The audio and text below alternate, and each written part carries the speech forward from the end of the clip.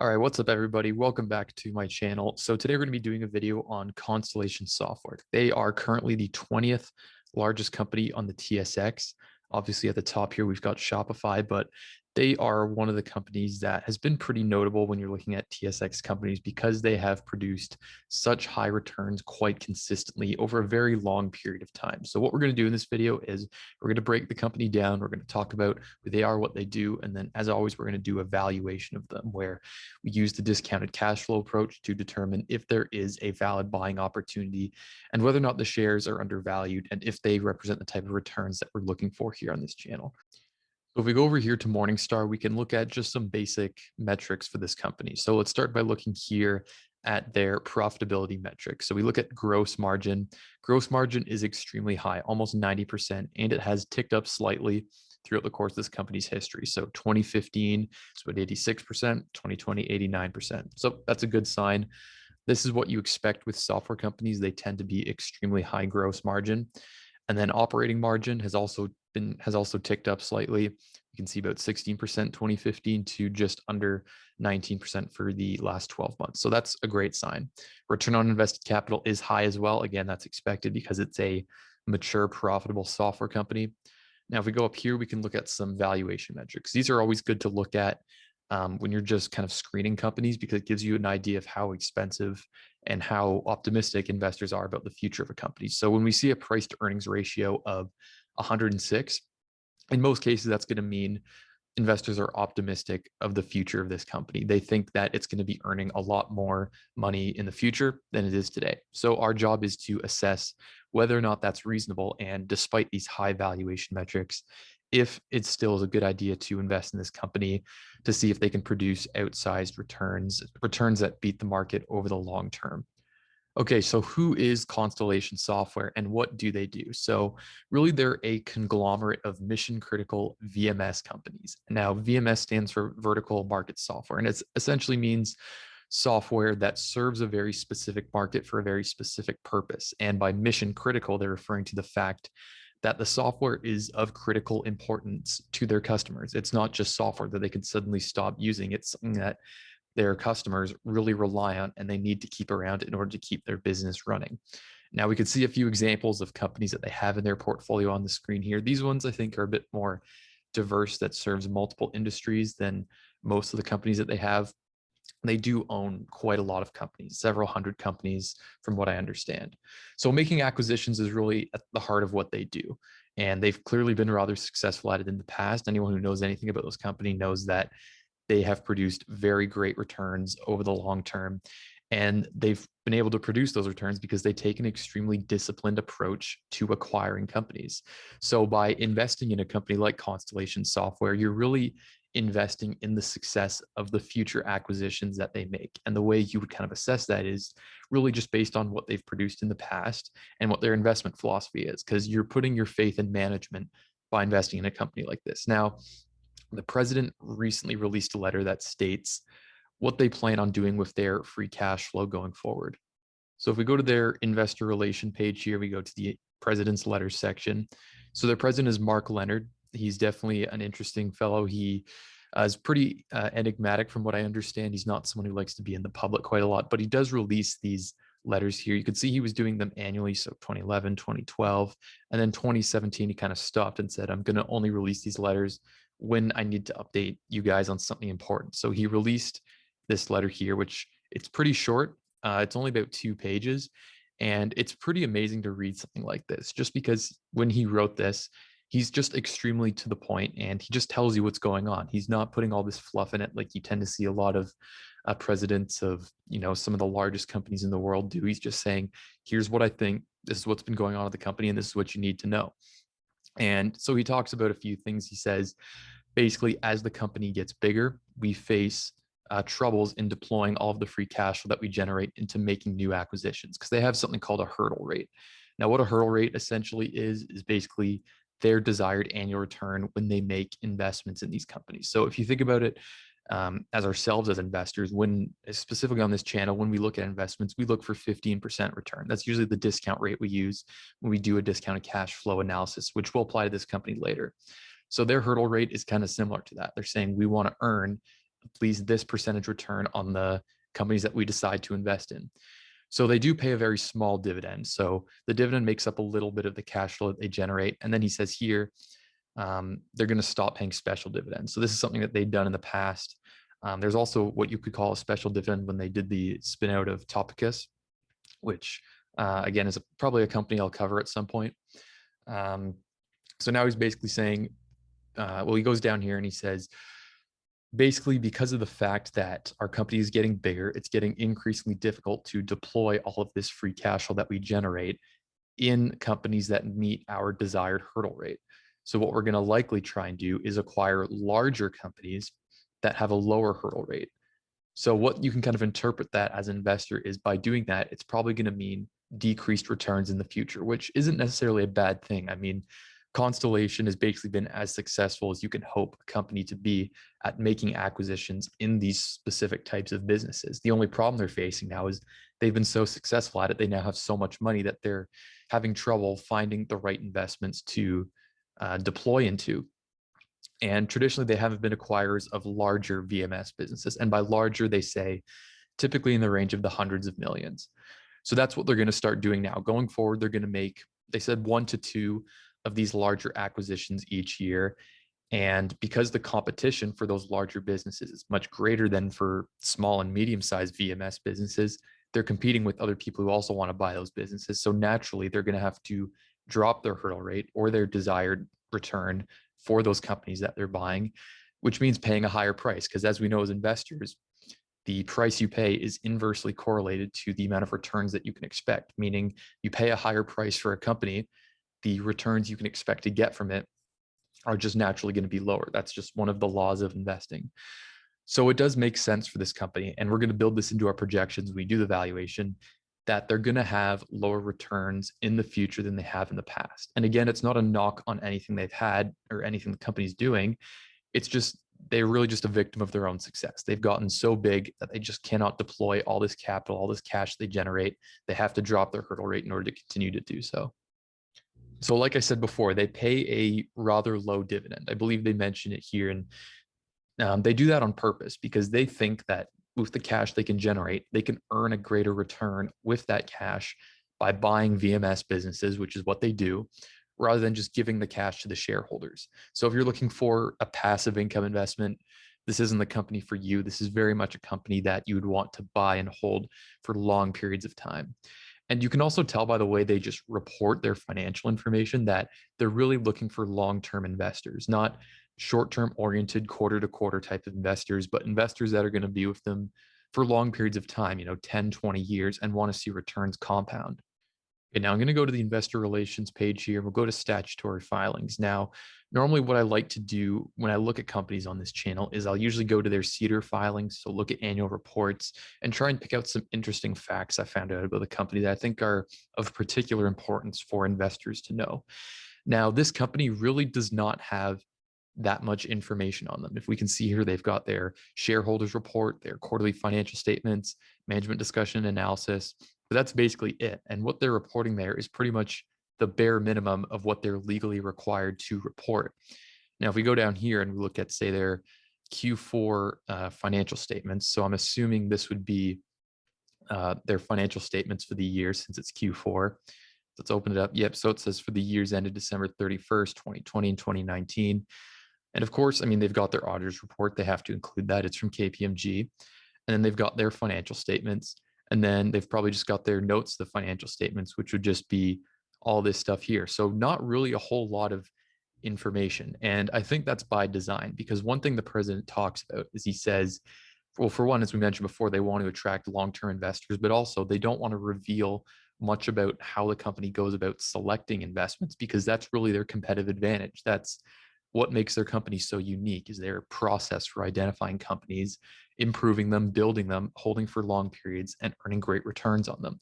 So if they were to talk about that in these annual filings and reveal their ways to other investors and other companies out there, they're kind of diminishing their competitive advantage. So there is a reason why they have such limited information, but it is quite unique to see because, especially in Canada, most companies are going to give you their annual report, which is usually several hundred pages and is just ripe with information, but it's just not the case with this company. Okay, so now what you're looking at here is 7 years of historical financial data for Constellation software. So all these numbers are in USD. So any per share data you see in this sheet here, as well as in the valuation I'll do later, is all going to be in US. So they are listed on the TSX, so their shares are quoted in Canadian dollars, but I have had to convert them into USD just because their numbers are in USD. So I have to do that to make them comparable. So now a few risks that, before I get into the numbers, that I would just want to talk about is, well, the way I see it, there's really two main risks that you face investing in a company like Constellation, because clearly they've had an amazing track record of making these investments, even though they don't reveal a lot about um, sort of their internal process and what their decision making is for identifying all of these businesses. Like I said before, they want to keep the information that they reveal to the public rather limited. Of course, you can find some of it if you read the president's letters, because he details some elements of the process he uses, but really the nitty gritty details are kept private. So obviously you face the risk of if Constellation just makes a bad investment. So they overpay for one of their acquisitions and it destroys shareholder value. So that's one thing. Now, that clearly investors don't think that's that big of a risk. As we saw, they have a very high PE. A lot of growth is built into the company's current valuation. So clearly investors are confident that management is going to do well in the future, as they should be, because they've done splendidly in the past. Now, also another risk you face is if you buy into this company's stock at a stock price that's just too high, and as a result of that, the returns you get don't end up outperforming the market. Maybe they'll actually underperform the market, which essentially means you've lost out, because instead of doing all the work to identify this company and determine if they are a good value, you could have just put your money in a broadly diversified index fund, not done any research, and just gotten the time back and saved yourself the headache of doing that. Now, on this channel, we like to use a 15% desired rate of return. We're probably not going to get that for this company, if we're being honest, just because as we've talked about, they have such a strong track record of producing great results. We can look at their financials right here, and their financials are great. They're growing consistently every year. Net income is up, revenue is up, cash flow from operations is up, free cash flow is up. Everything's just going up at great rates. And as a result of that, their stock price itself has gone up, which we're going to look at later, how much the stock price actually has compounded into the future. So we know with the TSX over long periods of time, so 30 to 40 years, you're going to get about a 9 to 10% annual return. So the only reason you're going to want to take the additional risk of investing in an individual company like Constellation Software is if you can project that you can beat that return. Now, obviously, predicting the future is extremely hard.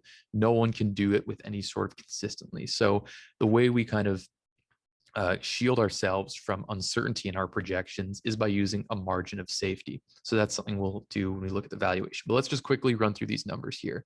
So revenue in 2014 was 1.7 billion. Now it's just under 4 billion. So obviously huge growth. Great job by the management there. Net income's up even more. It's about 100 million there to 436 million. Now, cash flow from operations. So really you're investing in free cash flow for a business like this. It's a mature software company that's profitable. That's why we love software companies, because their cost structure is so low and they just make a ton of money. So cash flow from operations has grown at about 19%. So a bit lower than net income, but higher than revenue. So they're doing a great job of converting their revenue into actual cash that they can use to acquire additional businesses. Capital expenditures, extremely, extremely low. Again, it's software. That's what we expect. Now, I had to include this section here of the interest paid because they actually had their interest paid section in their financing activities section of their cash flow statement. Normally, I believe for most companies, they include it in the cash flow from operations section. So I just had to add that in there. Again, if we're investing in this company's equity and we're trying to determine what the cash flows are that are available to distribute to us as equity holders of the business, we have to reduce the interest paid, because debt holders are above us in kind of the liquidity rankings there. So we have to make that adjustment. Same thing with debt. And then we either add or subtract whether debt was issued or repaid. Again, you could look at some of my previous videos as to why this is included. It's just part of the free cash flow to equity valuation, or calculation rather. And then we look at this as a percentage of revenue. And then see how it's kind of developed over the long term. So it's been higher in recent years. And I think it makes sense to assume that this will be higher, because margins for these companies tend to grow as the companies themselves grow. So 25% free cash flow as a percentage of revenue in 2020, I'd feel pretty safe assuming about that or maybe slightly lower would be consistently going forward. Now, shares outstanding have literally not changed at all in the last 7 years. So we're just going to assume that that stays at zero. And we can see their share price. Again, it's gone up quite a lot. This is in USD. It's not in Canadian, 280. And then I believe now in Canadian, it's like 2,200 something. Now, I didn't do this dividend coverage here because their dividend really isn't important. It's extremely low and you're not buying this company for the dividend. So now let's go to the valuation. Now, if you want access to the spreadsheet I'm using here, I will include it in the link of the description of this video. So it's available to all the subscribers of this channel. So you can use the spreadsheet. It does basically all the math for you. You just enter your assumptions here in this pink part, and then it'll produce a discounted cash flow valuation as well as the IRR calculator here. So you don't have to worry about the math behind it. You just put in your assumptions and see what the numbers end up being. So again, numbers are in USD. I did a 7-year analysis. Now I'm assuming 15% annual revenue growth. Now that is higher than what it had been in the past. But again, remember, we're also assuming that the company is going to be deploying their cash into larger acquisitions, which I think would mean that their revenue growth is going to be higher because they're just buying larger companies. Now, it's been 13% historically. And if we're assuming that it's going to be 15%, we could say that's about ballpark where it's going to be. Now, I went with 25% as a free cash flow to equity as a percentage of revenue. So that would be this number here. Now, it was 25% last year. I'm just going to assume 25% going forward. Again, as we saw when we looked at Morningstar, their margins are expanding as the company grows. So that's why you kind of see a general upward trend in whether you're looking at operating margins or free cash flow margin. So maybe this is a bit high, but I think for the sake of this analysis, it should work just fine. Shares outstanding, I'm just going to assume they stay exactly the same as they've always been. I think that's a reasonable assumption. And now free cash flow yield. So people often ask me, what does this mean? How does this get calculated? The best way to think of it is kind of like a price to earnings ratio, except instead of using earnings, we're using free cash flow to equity, which we calculated before. And instead of a price to free cash flow to equity ratio, it's reversed. So it's like free cash flow to equity. So in terms of a multiple, it'd be about 28.57, but the actual percentage yield will be 3.5. So how did I get this?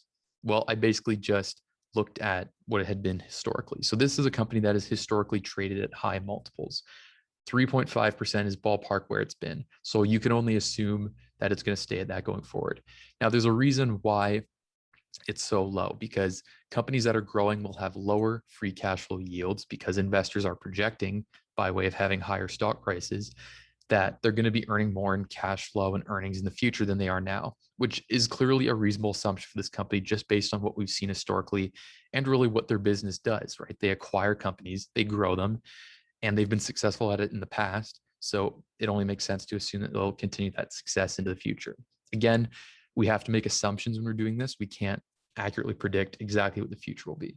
So we're going with 3.5%. So that's kind of our terminal value. Is in 2027, we take a multiple of just under 30 of their free cash flow per share to get the terminal value there. Now, again, we always use a 15% required rate of return for margin of safety. You can just put in 10%. So let's look at this discounted cash flow here. So this is our stream of free cash flows we get by investing in this company. We can see it's growing. Again, it's not going to grow as consistently as that, but we just put a consistent growth rate in there by way of making these valuations. So it's going to fluctuate, but as we saw based on historical data, we can get a pretty good sense of what it'll be just based on what it's done in the past and what we know about the company's strategy going forward. Then based on that, we get this stream of cash flows at their present value. We sum that all up, which includes the terminal value, which is over here. It's off screen. So there's the terminal value, which again is based off of this multiple here that we calculated, which was just based on historical data. And then we get an intrinsic value per share of 1,665, which that is in USD. So let's just convert that to Canadian real quick. So I believe it's about 1.23 is the current exchange rate. Just add in that. So we get about 2,000. So that is a bit lower than where it's at right now, which is pretty impressive. Now, if we also add in our desired margin of safety, So we're saying we want to pay 10% lower than that price, then we're going to have to pay even lower. But keep in mind, this is a very watched company that has a great track record of strong financial results. And I do think that these projections we put in are pretty optimistic. For example, if we go up here and look at their revenue, we're saying they're going to hit 10.5 million in revenue by 2027. That's quite optimistic because they're not at that rate yet. Now, again, they could hit that, but they could also undershoot that. So let's see what happens if their annual revenue growth rate is only 10%. Now they're only doing 7.7 billion, and our returns, if we look at it as an IRR basis, so we use this IRR calculator here where we purchase the shares today at their current price, we get this stream of cash flows by way of the free cash flow to equity calculation, and we look at the terminal value. So this is basically a discounted cash flow, except instead of looking at it as total cash flows, you're looking at it as cash flows per share. So it's obviously less. Now, if we put back in 15%, 12% IRR. So you can see here why pretty much when it comes to investing, the returns that you can project to get on investment just come down to whatever assumptions you make. I mean, any company in the world can appear undervalued if you just put aggressive enough assumptions. Like if we put 25% here, then boom, suddenly we're projecting 21% annual return, which is amazing. I mean, that's an investment you should take all day long. But that means in 2027, they're going to have to earn just under $19 billion in revenue. Is that reasonable for this company? So that's where you can have to test your assumptions and say, it's probably not. I mean, is it possible? Sure. Is it probable? Are you willing to put your money in that possibility? Probably not. You have to make something that's a bit more reasonable, which we could put, say, 12.5% is a bit more reasonable. So I do think it makes sense to project you can get around, say, 8 to 12% return on this company, just based on what their strategy is, what they're going to continue doing in the future. It makes sense to assume that. Okay, so now I'm just going to provide some concluding thoughts on Constellation Software. So this is a company that I would definitely 100% put on my watch list and potentially look to open up a position in if the shares were to drop below, say, 2,100, and certainly if they were to drop below 2,000. This isn't a company that I have any direct position in. I mean, I do own index funds, so I guess I own them indirectly through the index funds. Now, say some of you are maybe wondering how I can say with a straight face that this company will produce an 8 to 12% return over the next 7 years because it's produced well above that throughout its history, which is true. But remember, if you want a higher return on your investment, you have to be willing to pay a lower price for it. You have to be able to pay a lower price for it. And the company, it's a company that is very much in the spotlight now. It's no secret that Constellation has amazing management that are great at identifying these vertical market software companies that end up producing great returns to the future. Now, what I've pulled up here is their stock price over the last long time, so going back to about 2007. So clearly this is a company that is compounded. I mean, we can see rather parabolic growth for this company. But if we look at what it's been in the last year, the returns in the last year have been quite significant. We can see it was under 1,500 a share here. Now it's at almost 2,200 a share. It was at 2,200 a share not too long ago. Now, the reason for that is because we know we've been in such a low interest rate environment for so long. And as a result of that, companies that are generally seen as more safe are going to be trading at a premium, more of a premium than they ever have been in the past, because investors are looking for yield, right? And they're not getting that on bonds because bonds have been producing nothing for a long time. So they have to go to equities. So equities that are more safe. So companies like Constellation that have a great track record, great financial history, and are highly likely to continue to produce similar positive results to the future, naturally their prices are just going to get bid up. That's just a reality of the markets that we live in today. But anyways, guys, that pretty much does it for me. So thank you so much for sticking around and listening to this video. I hope you did enjoy it and found it useful and insightful. If you like these types of videos, then please consider subscribing and like the video if you enjoyed this one. And I'll see you in the next one.